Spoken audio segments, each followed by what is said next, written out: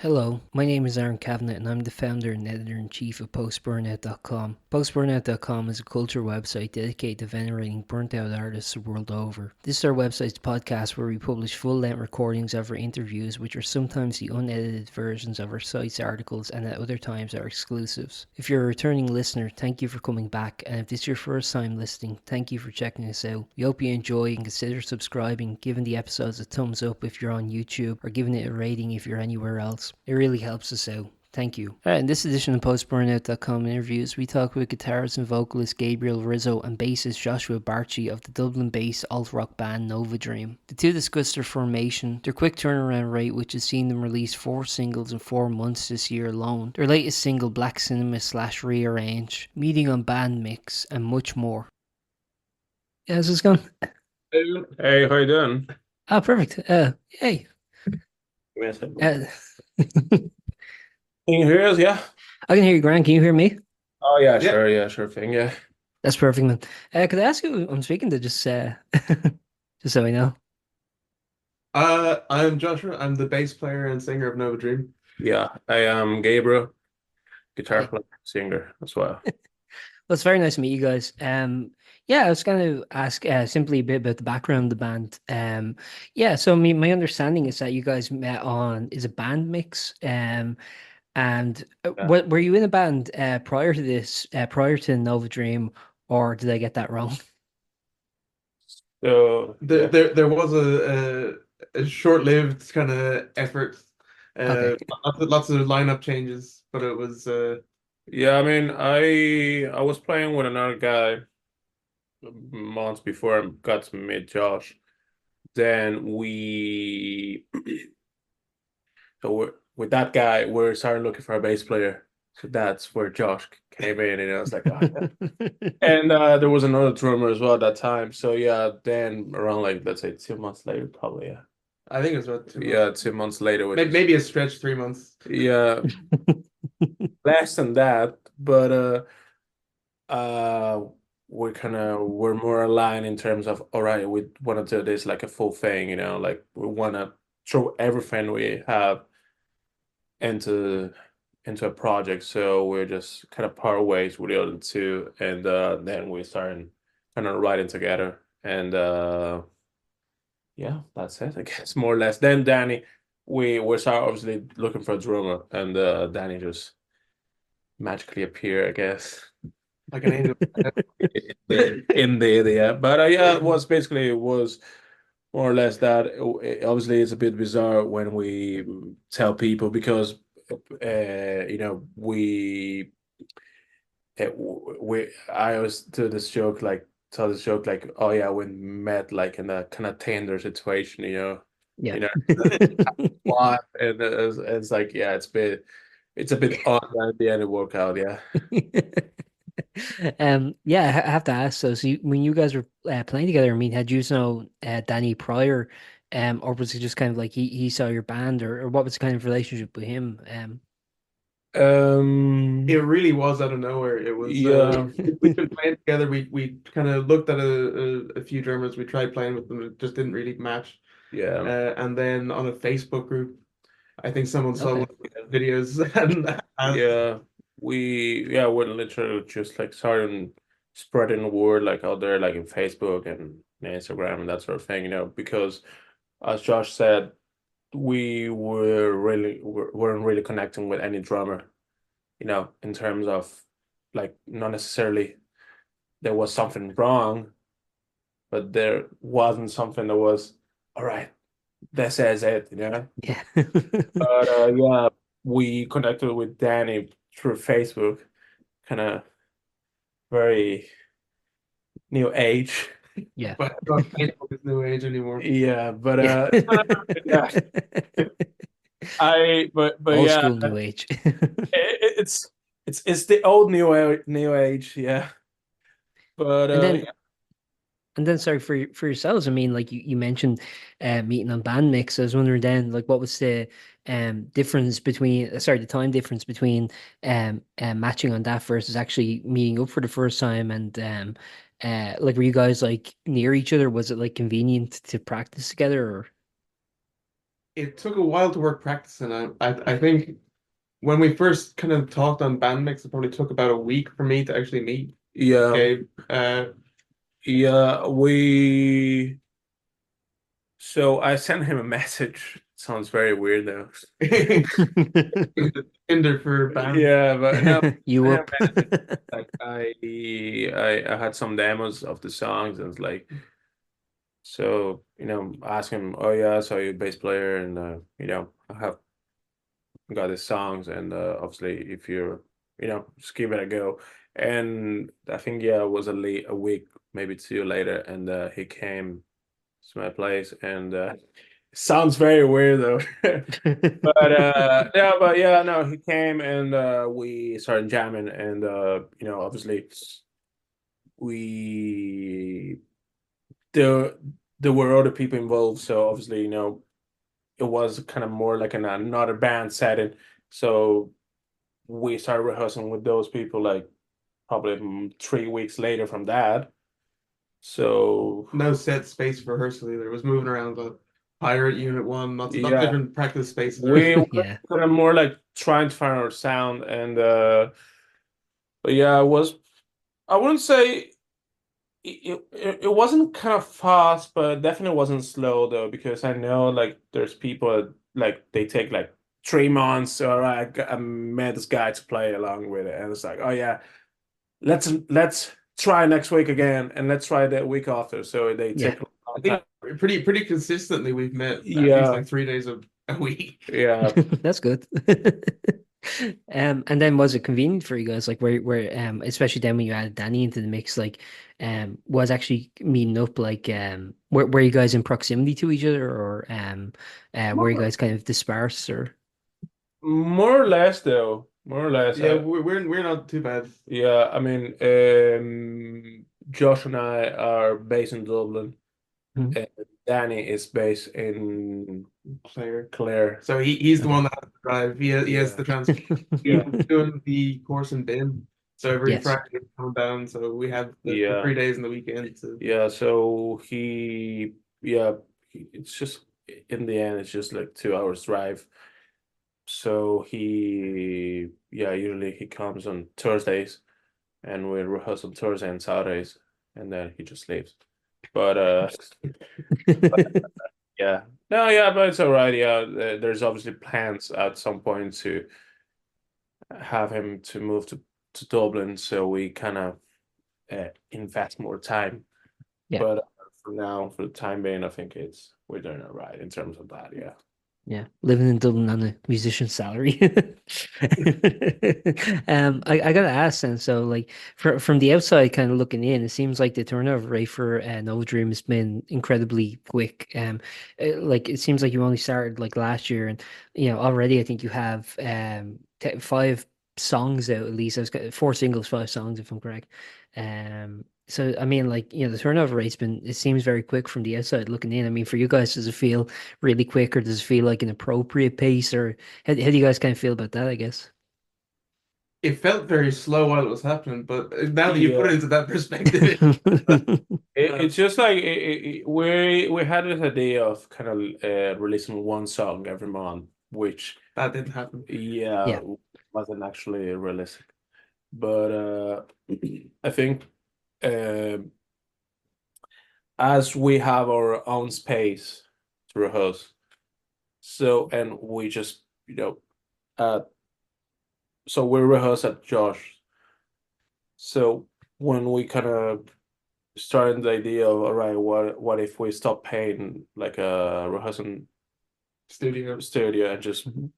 invest that money into something that it's actually ours. So we just bought like a couple of mics and I have some equipment as well. So one thing led to another. So basically we started kind of just recording ourselves.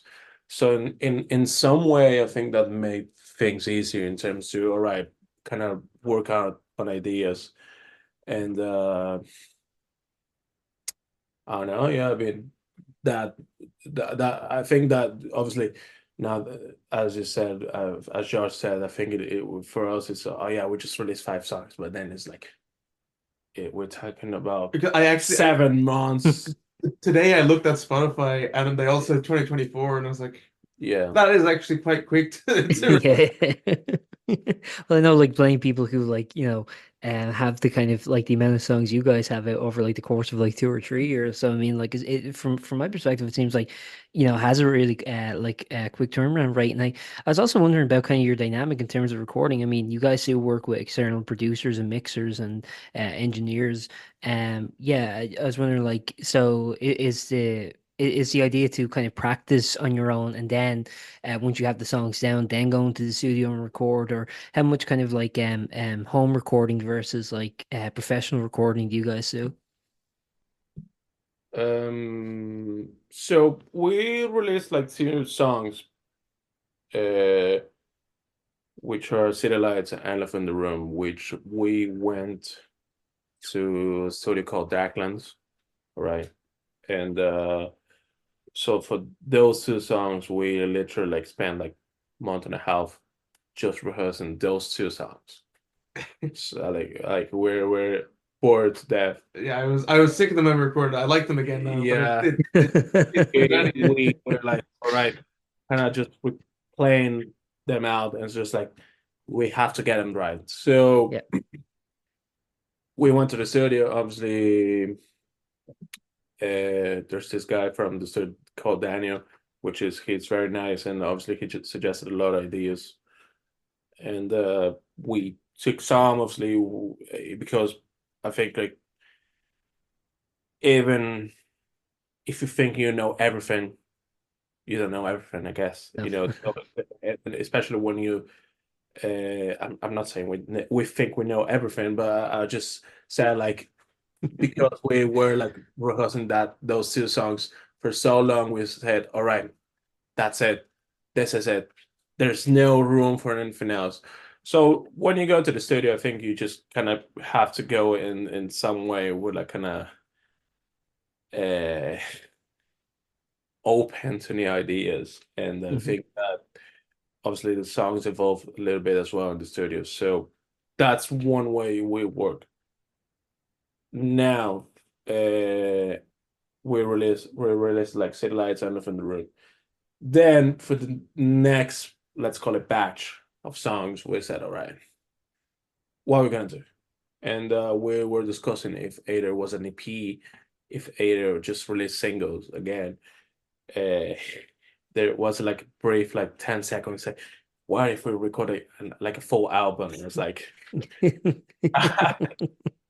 but um, yeah, I mean, we for the second batch, which is running out of time, um, Black Cinema and Rearrange, and there's one more song to go There's to. one more song in the batch that hasn't come out yet, Yeah, so it would come out like probably a month and a half, I'd say. that might be positive thinking again. Yeah, but we rehearsed them and said, all right, we got them.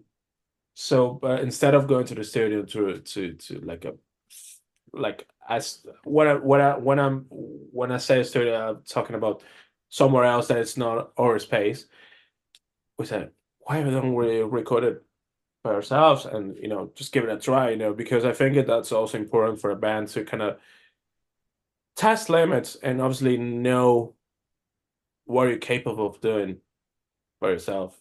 So we went to dark clubs again to record the drums because usually that's the trickiest part. Yeah, we did have a small attempt at doing the drums, but that its own dark art. I don't, Yeah, that's not happening. yeah, and then we went to dark club and recorded the drums.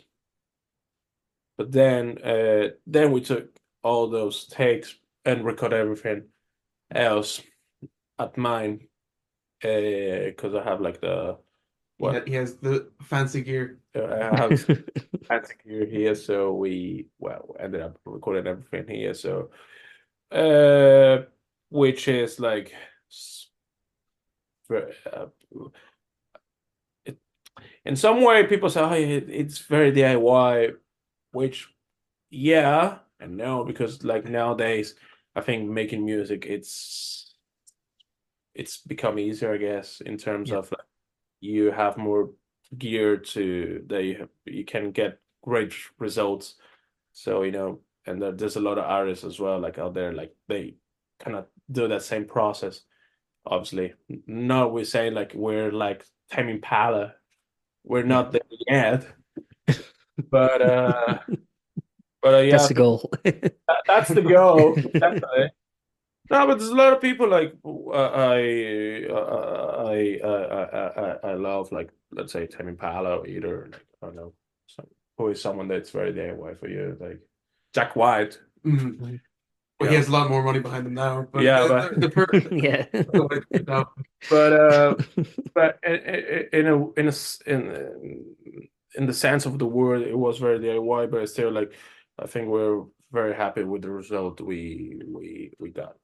Yes. So yeah, and probably for the next batch, I don't know yet. There's been some talks, but yeah, yeah, I don't know if we're gonna release like 5 more songs till the Yeah, I end. think I think it's going to be probably a single releases Yeah, again. Yeah. but yeah, Well, actually, in terms of your backlog so far, I mean, do you kind of have already enough material for a full album? Obviously, you already have at least an EPs for just from what's yeah, released already. But in terms of like what we haven't heard yet, how much stuff in the backlog is there? And also, just in general, I mean, how much does your stuff kind of change as you're going? Because obviously, when you're in the studio, you can come up with new songs, or other songs can kind of take precedent. You were kind of mentioning with the first two singles, you kind of like learned it down, knew exactly what you wanted before you spent the money to actually record the thing, so that there was no like kind of wasting time in the studio.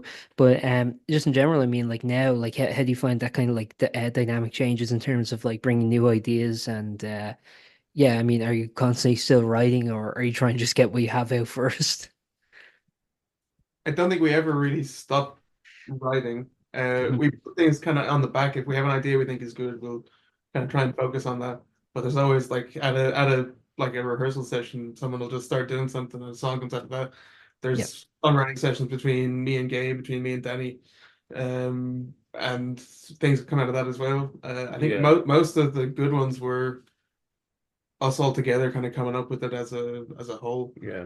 But yeah, we have a lot of songs that probably still need work. We have a definitely probably an album's worth, really, like Yeah, realistically. there are some things like we kind of joke about, saying like, oh yeah, that second record material, but in some way, there's some things like I think we're gonna be. I was saying this to Josh, like, the other day, like, in a year time, we've become a much better band in terms of mm, playing together. So in 2, maybe 3 years time, you're gonna be a better band in a different band as well. So I think there's some songs gonna, uh, mm, you know, get better with that kind of, I don't know, just experience, yeah, because there's no, like, there's been a couple of songs like we started playing, and it's like, oh yeah, it sounds good, but then it's just there's kind of something missing. So we said, oh yeah, let's put it let's put it down for now, for the time being, but let's we never kind of let's get rid of that, you yeah. know. And actually, But of the sound you guys have, I think it's a very distinctive sound. Was that kind of pre-planned when you guys met up? It's like, okay, here's what we're going to aim for, or was that just kind of a result from you guys playing together, and that's kind of the resulting sound? How much of it was kind of pre-planned, and how much of it was just kind of organically, that's what came out?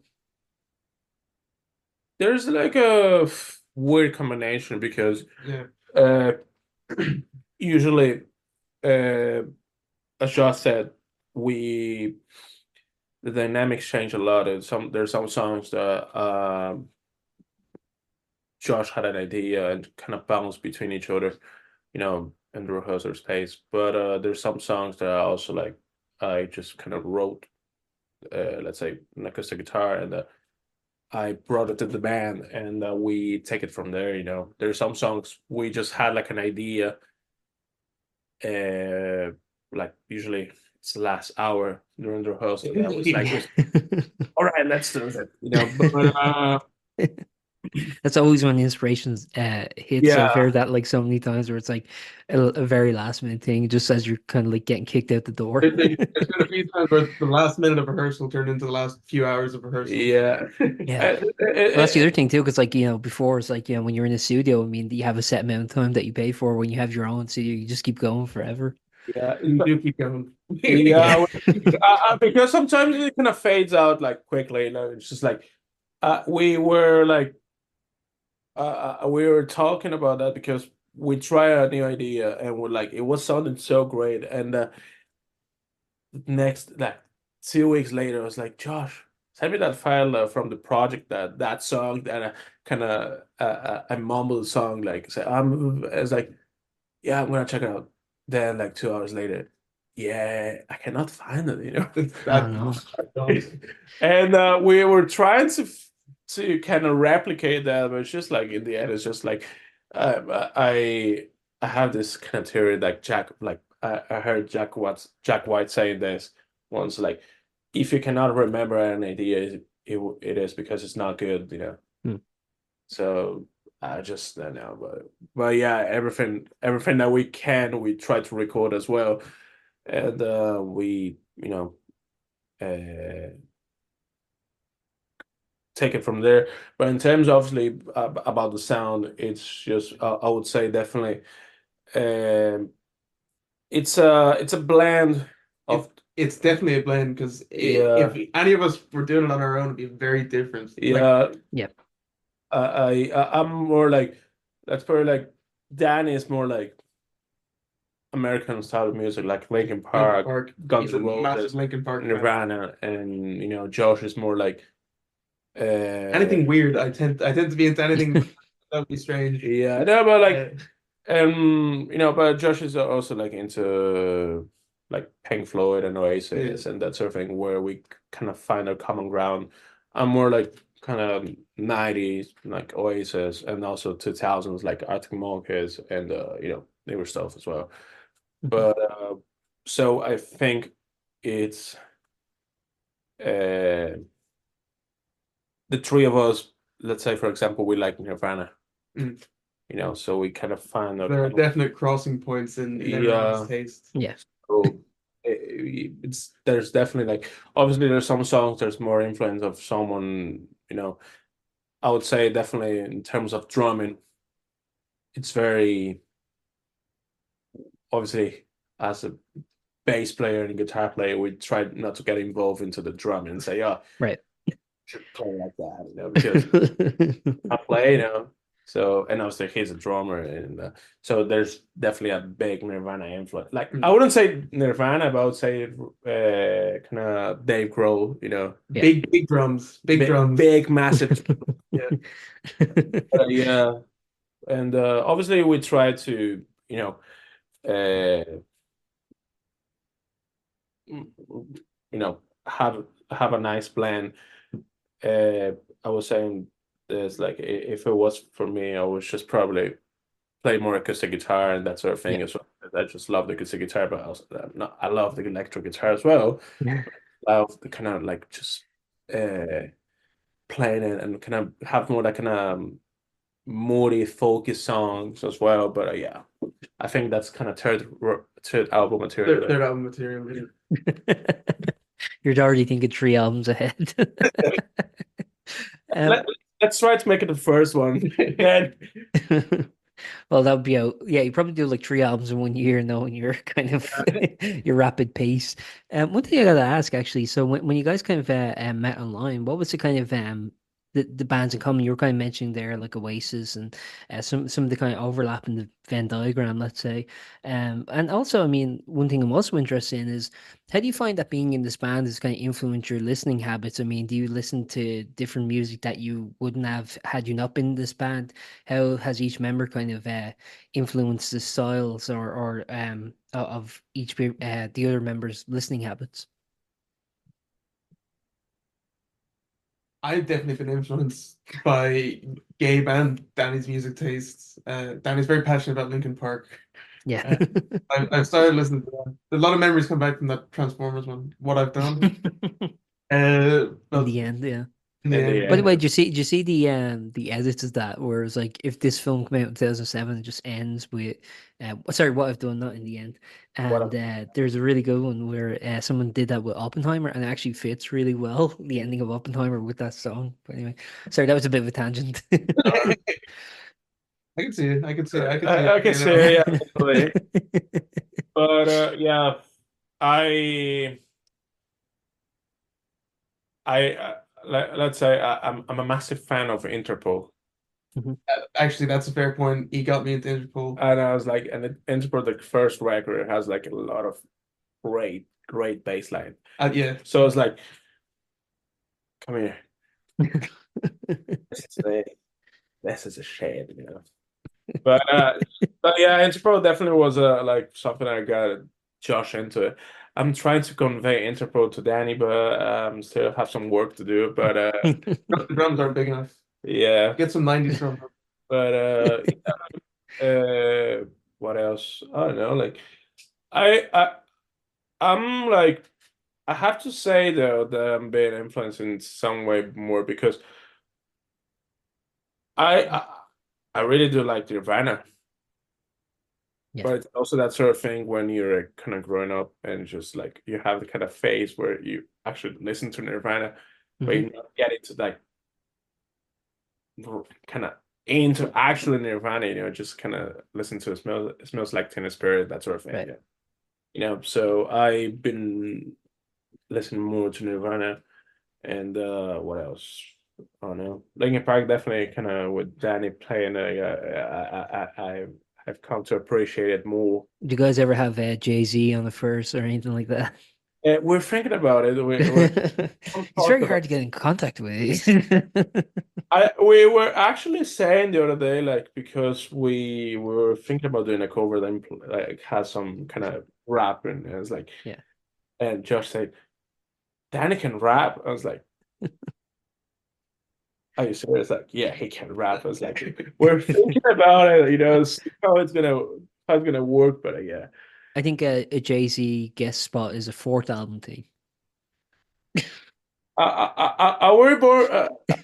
Maybe versatile. We get versatile. Uh, Of ourselves, right? definitely, like I don't know. I wouldn't be that surprised if we end up doing like some kind of featurings like that. Like Yeah, I would say more like gorillas kind of style as right. well. Like, have that, A blend of genres. yeah, Not dipping too far in. Just a nice yeah, mishmash. yeah.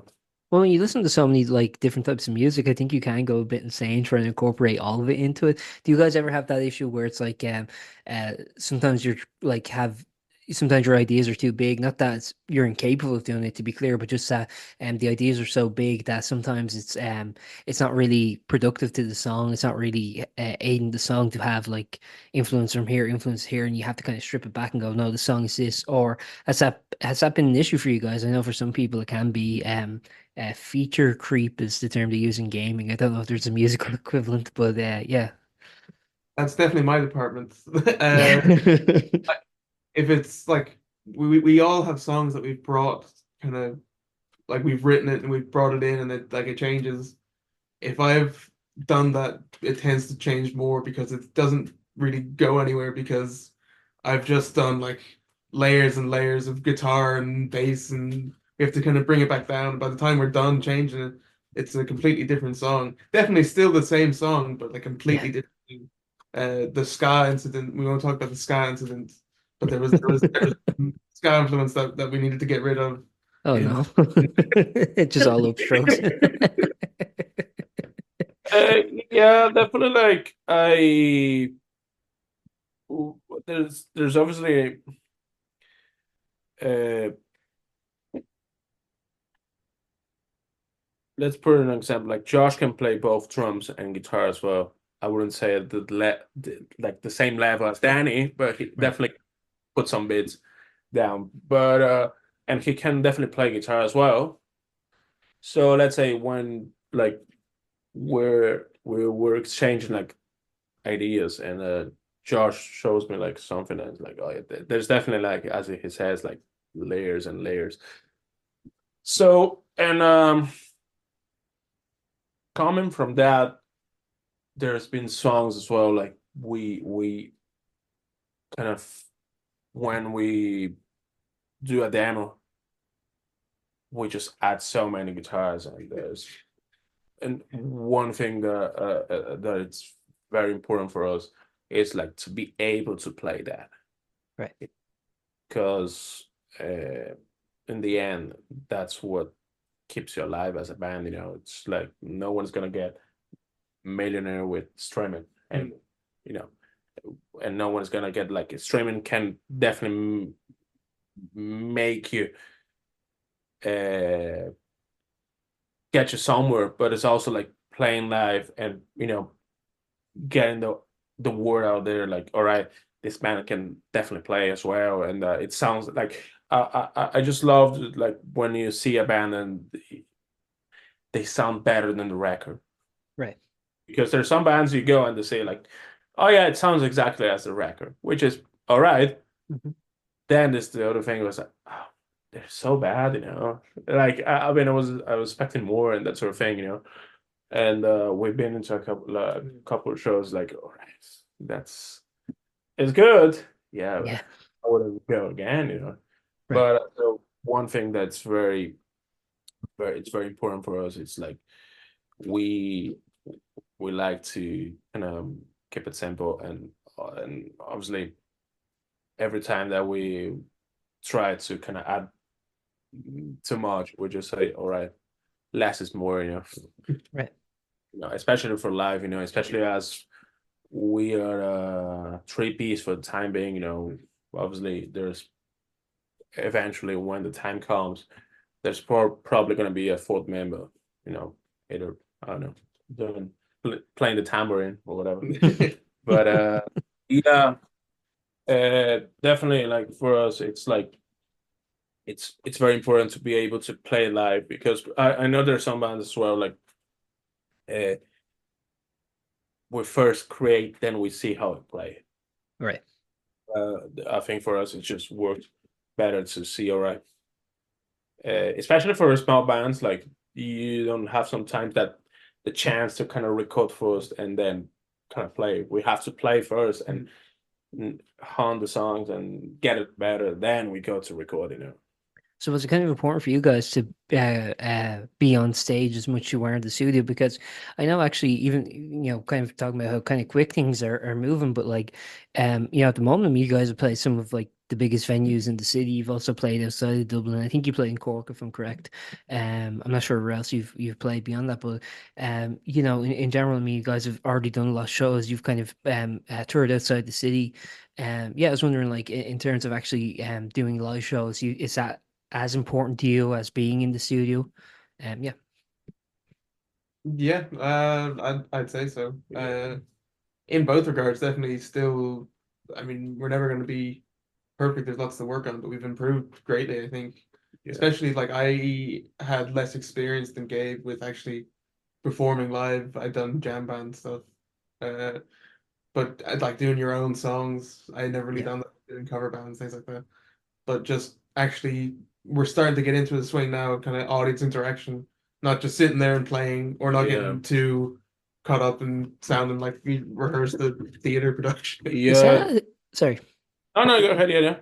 No, I was just gonna say, is that another dimension to it? Because I mean, it's one thing to get up on stage and play like other people's music, but when you're playing your own songs that you've written, I think there is a fear of judgment that people aren't gonna like it, which is it's a bit different than if you're playing somebody else's song. If people aren't into it, you can just be like, well, whatever. But when it's your own song, that can be, it's something that you poured your heart into, and kind of like, really tried to craft and really tried to hone. It can be quite demoralizing. So I was wondering, from your perspective, Josh, I mean, was that kind of like, as you were mentioning, kind of like you played other bands' music before in bands, like, but what did that add a new dimension, playing songs that you'd actually helped craft? It did. There, if it feels like there's a lot more riding on it because you're trying to kind of Yeah. bring the band more success or more opportunities. It's like if I hit a wrong note or something on the bass, it's like, oh my God, what have I done? Yeah, yeah, Uh, so There, there's a lot more pressure behind it, I think. there's been a couple of shows like Josh kind of, which I always say like, all right, there's a the greatest benefit of playing your own songs, and especially if they haven't been recorded, is like yeah. people don't know them, so you can just say, all right, it's big massive arrangement. That's it, you know. Oh, that's playing the wrong note. It's jazz, it's jazz, you know.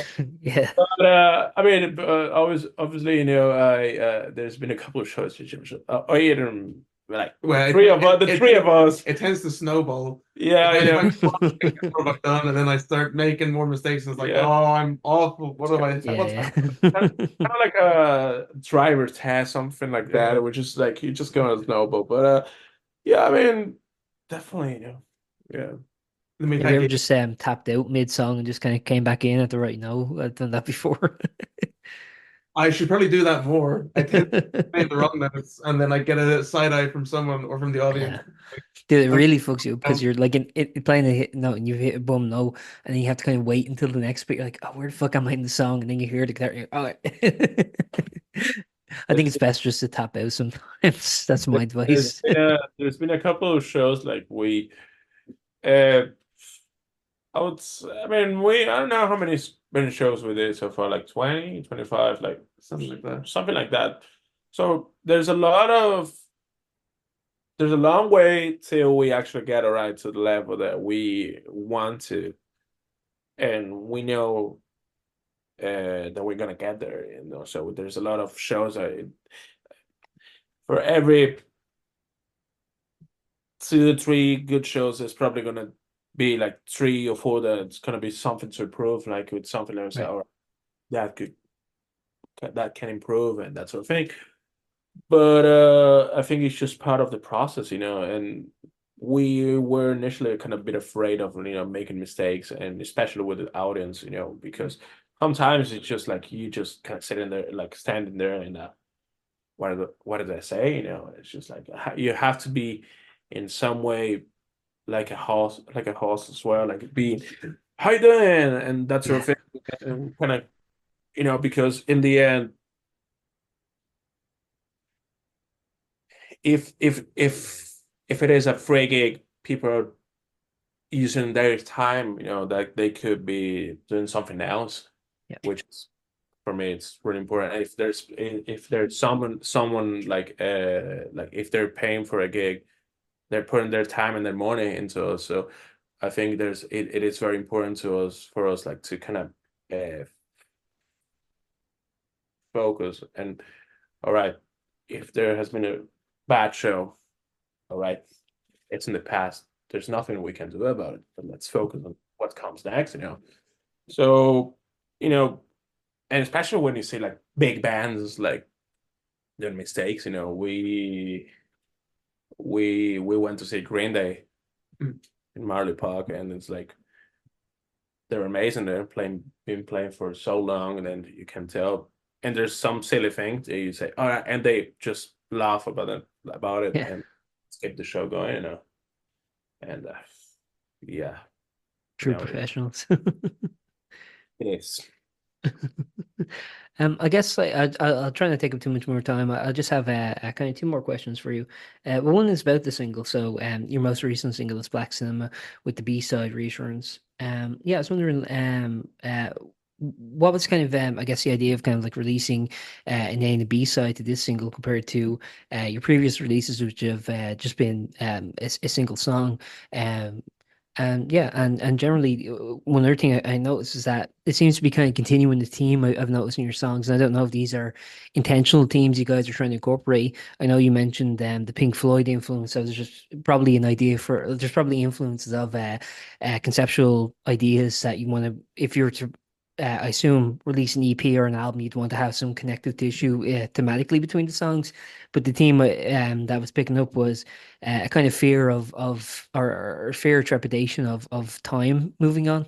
I was wondering, what do you kind of think about these thematic through lines as you're making the music, or is it something that you look back on, you're like, oh shit, I guess we have this on our mind, or how does that work, I guess? So There's definite recurring themes. I call them Nova themes Yeah. that come back in the songs. Even if I'm no lyricist, generally Gabe is the lyricist, Yeah. but I do write the lyrics with him most of the time.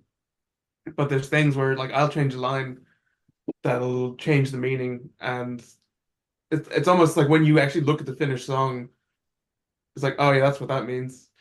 Um, I mean, there's generally an idea going into the song of what it's going to be about. I know that we have different things. Like sometimes we'll come up with a title and work back from that, or we'll, and a lot of the time we just naturally come up with the lyrics as we're like Gabe's playing an acoustic guitar. I have a little mini pig nose amp. I just play bass to that. Um, just like a small kind of jam session, and the general idea comes together. yeah. Yeah. And about like obviously, we so the about releasing A and B side, I think obviously, in some way it's also like it's more for ourselves rather than just for the audience or the people, because in some way we felt that those songs were connected even though they don't sound the same. Mhm. It's just like the themes and like and even the spirit of the song, because let's say if you put Running Out of Time, which is technically the same batch, it's a completely different song, in terms of uh musical wise, so we try to we always try to connect. It's like a story, you know so there's no point you put like you have to keep the engagement in terms of the story. So, and at some point, let's say, and there's also something like we've been kind of working on as well, is the artworks. We try to keep like more or less the same kind of storyline. Which is probably we've been talking about. All right, when we're gonna actually change it.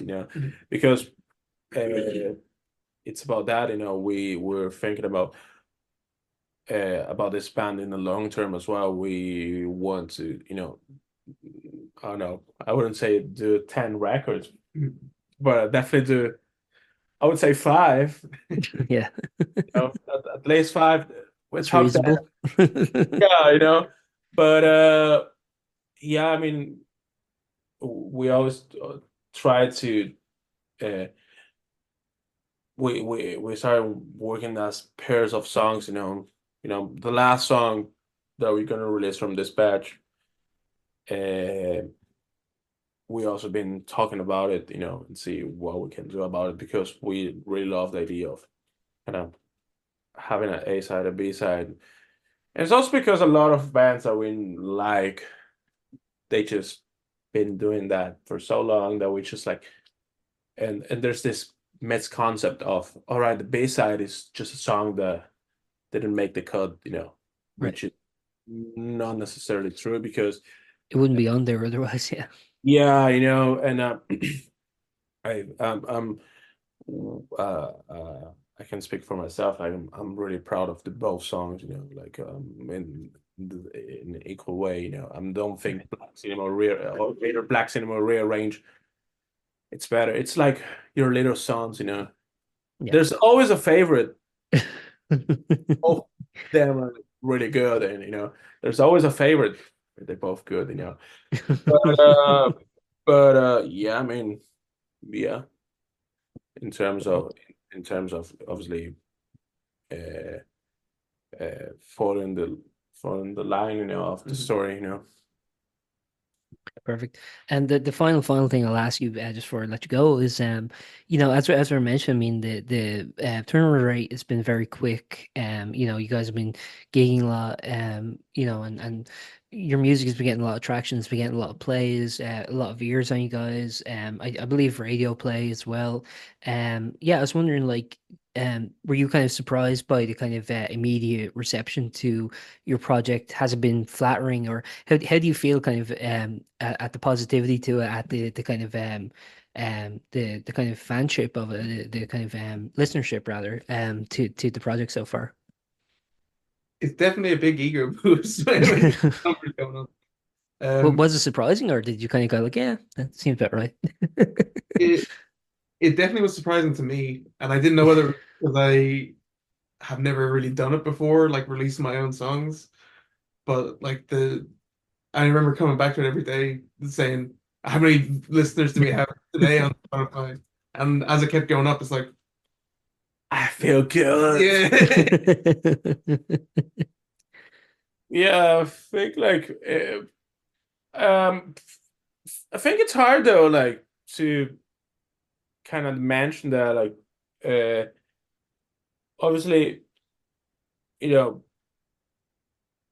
it feels good to obviously see there's some people that are connecting with the songs. Like there's been a couple there's been a couple of people who sent us a message. Man, I love this song and it's so good. And and there's a couple like there's a few people who said, "Oh, I just wish to kind of play this recording as well." And it's like, wait, that comment was a shock to me. It's yeah, it's like, oh, man. yeah, I mean, Like, hang on. yeah, I know, and but yeah, I mean, obviously, it's a, it definitely feels good in terms of, uh, um, at least knowing that in some way we're doing things right. As I mentioned before, obviously, uh, we try to always like, there's always like when things go well, like we we try to celebrate and enjoy the moment, but also like not kind of be unhinged about the Right. reality. Because it's the same thing. Like one day you're on the top, and the next day you can just be somewhere else. Mhm. But we just try to kind of, there's never been a time that we said, let's just keep rehearsal. We're just amazing. We don't need to rehearse. Yeah. Yeah, it hasn't gotten that. Yeah, it's like, oh yeah, we got like 3,000 listeners. Fucking rehearsal, like there's like, and obviously when, but so yeah, in a way, it's like it's something that we cherish a lot, Mhm. but it's also like something that It's a very foreign feeling. There's nothing else yeah. that really feels like it. Yeah. Even like we were in a nightclub and like someone recognized me. It's like, oh, you're the bass player in Nova Dream, and it was like, is this a good thing? Is this a bad thing? I don't know. It's weird. It's like people know me outside of my own little Yeah. world. And you go to like shows and stuff, and there's people there who are turning up who you don't know. That must like I don't know. I mean, that is what you want, but it is kind of, I guess, strange for the first time. The thing as well we've been doing is like putting stickers on uh, I've done a lot of sticker work. uh, Yes, around the city, so there's a lot of people say, "Oh yeah, I know the band," and through so, osmosis. and how do you find? Oh, no, I saw the stickers. Like, did you like the song? Oh, like, were you in a band actually, or just like he photo What, that of was a like joke. brand or whatever? Like, no, yeah, and anyway, yeah, like it's good, obviously, but yeah, we have to keep ourselves ground, like Mm. very not have the ego very boost, otherwise, just Yeah. you know otherwise, You lose yourself a you little lose bit. yourself, and in the end, like I think every band wants to be recognized, and have people connecting to their songs, but it's also the other side of that is like, uh, are you really doing because of the money and the success and everything that Right. comes, or just are you doing because you really feel like you have something to bring to the world, Because uh, if we wanted the money, we're just playing a cover band, Yeah. But and it's something that I enjoy doing. It's something that I know Josh enjoys, and something that I know Danny does as well. So, and it has to be funny for us. But Right. I love writing songs. I love playing songs out there. So it's just about having fun as well, and be true to yourself, because uh, there's also like we released 5 songs so far, so there's obviously like maybe the song was all right, had a lot of listens, maybe this one was just it's hanging there, so the- mm, why would that make you feel less proud of the other one Right. if you put a lot of both of them had a lot of effort, Right. you It should know be probably for the sake of the art, not like the yeah. reception to it. Yeah. So, but yeah, I mean, obviously, it's the greatest thing in the world. Like when we actually, uh, see that. Resonate with people.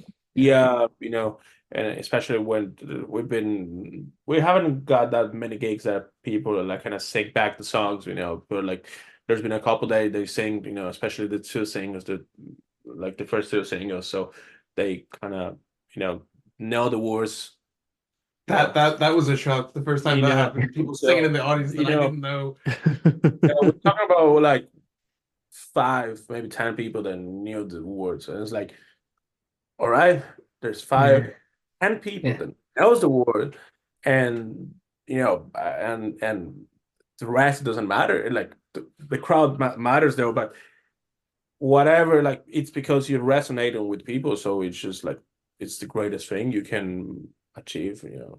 So it's obviously, just put in a nutshell, it's the greatest thing, but it's also the greatest thing, but it's just like we still need to enjoy enjoy the process. Balance the stress and the Yeah. There's a lot of pep talk involved sometimes, and like especially in the rehearsal, during the rehearsal, because like obviously there are gonna be days like someone is just a bit cranky, and me. Oh, you talked about in name, so but no, but yeah, there's some obviously, we sometimes just get tired of rehearsing the same kind of 12, 15 songs, and Right. just and but it's also like part of the process is kind of getting better and better, and but Perfect. yeah, that's it, I guess. Well, thanks very much for your time, guys. I've really appreciate talking with you, and best luck with this single and everything. I just yeah. Is there anything you'd like to add before we wrap up? Is there anything you'd like to plug? Anything? you can listen to our music on on Spotify, Yep. music, um, What's streaming? Yeah. all streaming platforms, Instagram, Nova Dream Band. Pretty much everything social media wise is Yeah. at Nova Dream Band. Um, more songs coming soon. Yeah. I feel like a local DJ saying that. Big. Yeah. Yeah, no, yeah, we got a new song. Like it feels weird though. We're talking about like we just released a song like a week now, You're already on to the next one. and we're talking about it's just like yeah, we got more music coming soon, and yeah, we're trying to secure more gigs, Mhm. Yeah. especially out of Dublin. Mhm. Hmm. So there, Branch out a bit. yeah, If there's so any there, promoters listening, book them. Mhm. Yeah. He knows what's up. There you go. yeah. Yeah. Thanks very much for your time, guys, and enjoy the rest of your day. It's been really nice talking with you. All right, Thank you same very to you, much. all right. Have a good Best one, luck, man. guys. See you later. Bye. Thank you for listening to that episode of Post-Burnout.com interviews. We're an independent venture run by yours truly, and as I said at the beginning, liking, rating, subscribing, and sharing really helps us out a lot. If you're feeling extra generous, we do have a PayPal donation link in the episode description, but don't feel obligated, of course. We've also begun releasing occasional exclusive episodes on Spotify, so subscribe there if you'd be interested in hearing those. Thanks again for listening, and see you next time.